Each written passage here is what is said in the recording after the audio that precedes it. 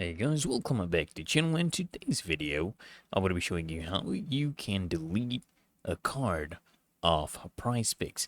And it's really easy and simple. So first things first, guys, of course, you just want to log into your account and you want to tap on the deposit button in the top right hand corner. Okay?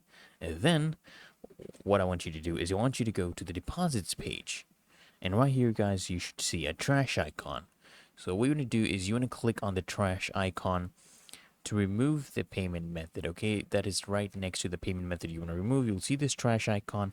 You just want to click on that, and that will remove the option. And you want to note that you can only remove a payment method, after 60 days have passed since your first deposit using that method, okay?